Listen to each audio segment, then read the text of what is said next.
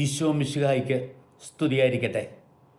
പ്രിയപ്പെട്ടവരെ, ഇന്ന് മാർച്ച് മാസം 19 തീയതി വിശുദ്ധ യൗസേപ്പ് പിതാവിൻ്റെ മഹോത്സവമാണ് ഇന്ന് തിരുസഭ കൊണ്ടാടുന്നത്. നമ്മുടെ ആരാധനാ കാര്യത്തിൽ ദൈവം കഴിഞ്ഞാൽ ദൈവമാതാവ്, അത് കഴിഞ്ഞാൽ വരുന്നതാണ് വിശുദ്ധ യൗസേപ്പ് പിതാവ്. പ്രിയപ്പെട്ടവരെ, നമ്മൾ ഇന്നത്തെ സുവിശേഷത്തിൽ വായിച്ചു കേട്ടത് വിശുദ്ധ യൗസേപ്പ് പിതാവിൻ്റെ മംഗലവാർത്ത അനുഭവമാണ്. നമ്മൾ സാധാരണ മാതാവിൻ്റെ മംഗലവാർത്ത അനുഭവം നമ്മൾ സാധാരണ പറയാറുണ്ട്. നമ്മുടെ ത്രികാല ജപത്തിൽ നമ്മളതാണ് ചൊല്ലുന്നത്. നമ്മുടെ ജപമാലയിൽ ആദ്യത്തെ രഹസ്യമായി ചൊല്ലുന്നതും അതുതന്നെയാണ്. എന്നാൽ പ്രിയപ്പെട്ടവരെ, അത് ലൂക്കായുടെ സുവിശേഷം അനുസരിച്ചാണ്. ഈശോയുടെ ജനനത്തെക്കുറിച്ചുള്ള മംഗലവാർത്ത അനുഭവം വിശുദ്ധ യൗസേപ്പ് പിതാവിനുണ്ടാകുന്ന കാര്യമാണ് വിശുദ്ധ മത്തായി വിവരിക്കുക. ദൈവമാതാവിനെ ദൈവപുത്രൻ്റെ അമ്മയാകാനായിട്ട് വിളിക്കുന്ന സംഭവമാണ് മാതാവിൻ്റെ മംഗലവാർത്ത അനുഭവമെങ്കിൽ, ദൈവമാതാവിൻ്റെ ഭർത്താവാകുവാനും ദൈവപുത്രൻ്റെ അപ്പനാകാനുമുള്ള വിളിയാണ് വിശുദ്ധ യൗസേപ്പ് പിതാവിന് ഈ മംഗലവാർത്ത അനുഭവത്തിലൂടെ ലഭിക്കുക. പ്രിയപ്പെട്ടവരെ, വിശുദ്ധ യൗസേപ്പ് പിതാവ് നമുക്കെല്ലാം വലിയ പ്രചോദനമാണ്, മാതൃകയാണ്, മധ്യസ്ഥനാണ്. നമ്മൾ യൗസേപ്പ് പിതാവിനെ കുറിച്ച് ആദ്യം പ്രധാനമായി കേൾക്കുന്ന ഒരു കാര്യം അവിടുന്ന് നീതിമാനായിരുന്നു എന്നാണ്. നീതിമാനായിരിക്കുക എന്ന് പറഞ്ഞാൽ ഞാൻ എനിക്ക് വേണ്ടിയല്ല, മറ്റുള്ളവരും എനിക്ക് വേണ്ടിയല്ല, പിന്നെയോ ഞാൻ മറ്റുള്ളവർക്ക് വേണ്ടിയാണ്, ദൈവത്തിന് വേണ്ടിയാണ് എന്ന ബോധത്തോടെയുള്ള ജീവിതമാണ്, വാക്കും പ്രവൃത്തിയും പെരുമാറ്റവുമാണ് യഥാർത്ഥ നീതിമാൻ എന്നുള്ള ആ അനുഭവം വരുന്നത്.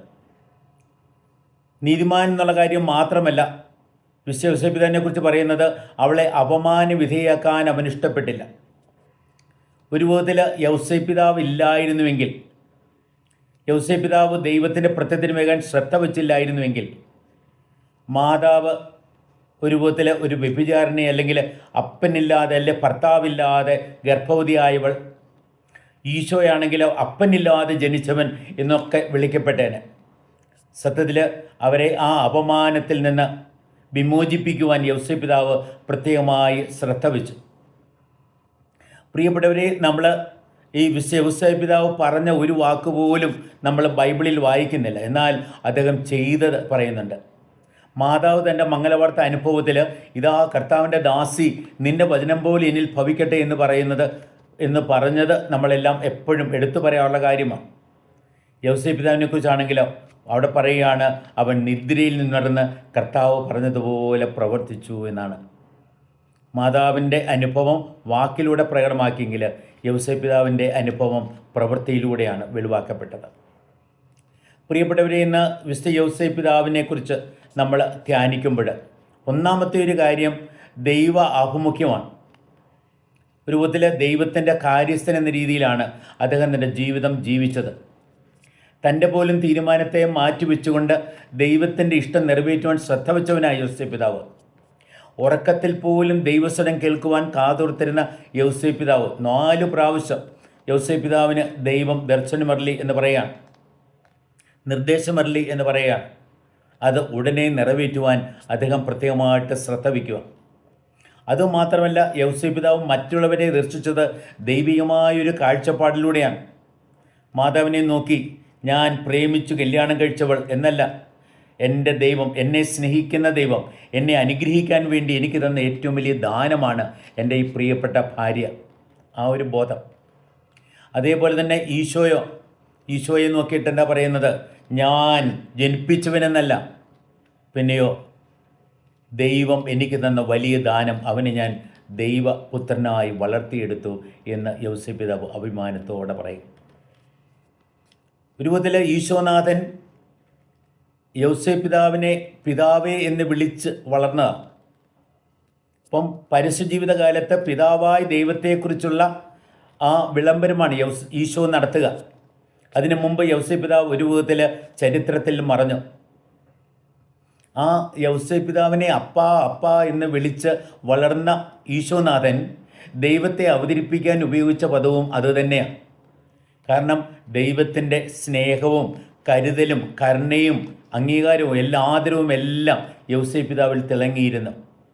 അപ്പം ആ രീതിയിൽ ഈ ലോകത്തിൽ ഈശോയ്ക്ക് പിതാവിനെക്കുറിച്ചുള്ള പ്രത്യേകമായിട്ടുള്ള മാനുഷികമായ രീതിയിലുള്ള ആ വലിയ വെളിപ്പെടുത്തൽ യൗസേപ്പ് പിതാവിൽ നിന്നാണ് ലഭിക്കുക.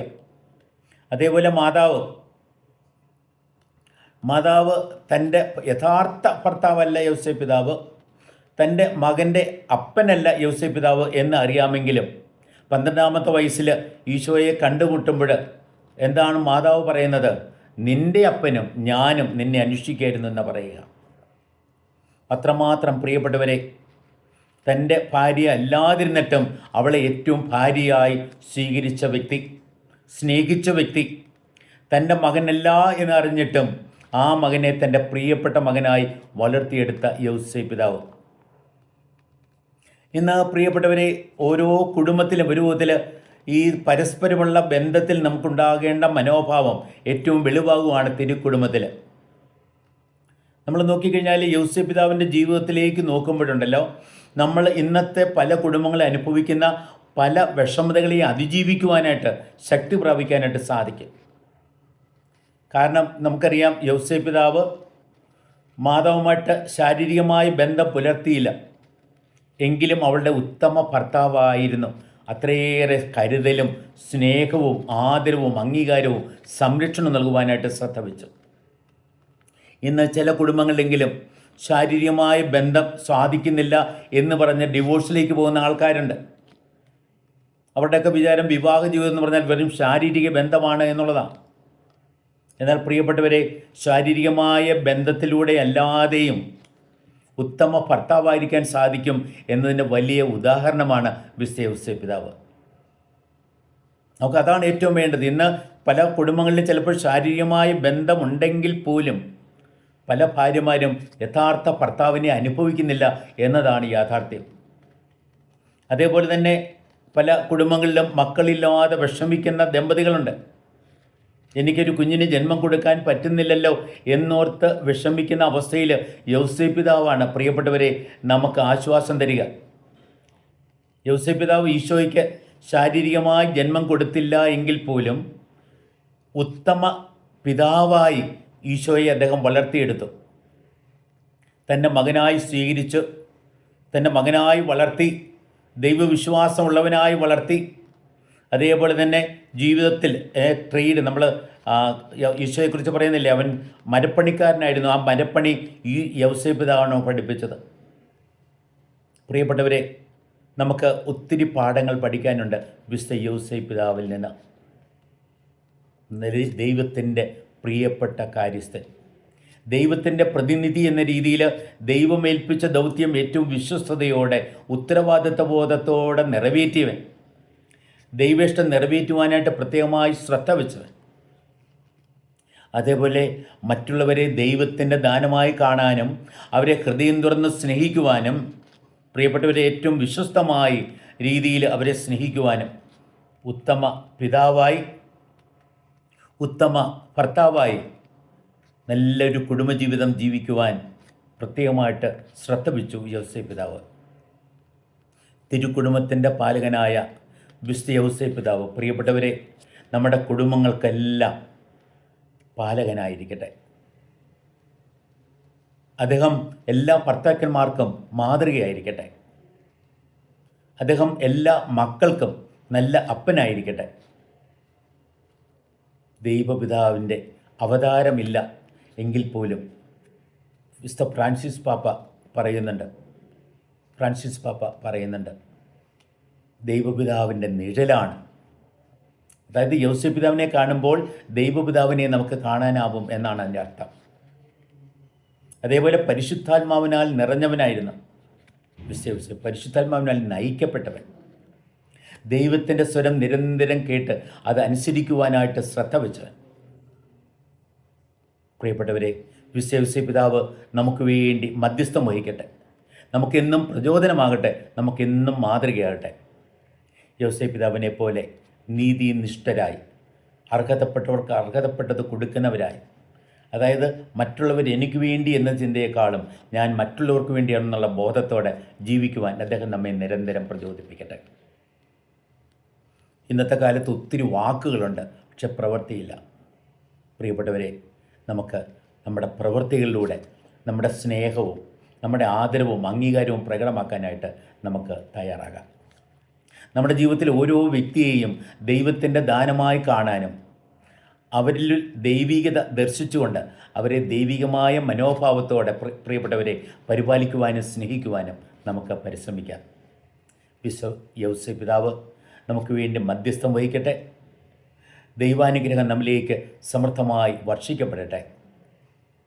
മാതാവ് യൗസേപ്പ് പിതാവിലൂടെ അനുഭവിച്ച സ്നേഹം എല്ലാ ഭാര്യമാർക്കും അനുഭവിക്കുവാൻ ഇടയാകട്ടെ. ഈശോനാഥൻ യൗസേപ്പ് പിതാവിലൂടെ അനുഭവിച്ച ആ പിതാവിൻ്റെ സ്നേഹം നമുക്കെല്ലാം അനുഭവിക്കുവാൻ ഇടയാകട്ടെ. ദൈവാനുഗ്രഹം ഏവർക്കും ഹൃദയപൂർവ്വം ആശംസിക്കുന്നു. വിശുദ്ധ യൗസേപ്പ് പിതാവിൻ്റെ തിരുനാളിൻ്റെ എല്ലാ മംഗളങ്ങളും അനുഗ്രഹങ്ങളും ഏവർക്കും ഞാൻ ഹൃദയപൂർവ്വം ആശംസിക്കുന്നു. ദൈവം നമ്മെ അനുഗ്രഹിക്കട്ടെ. ആമേൻ.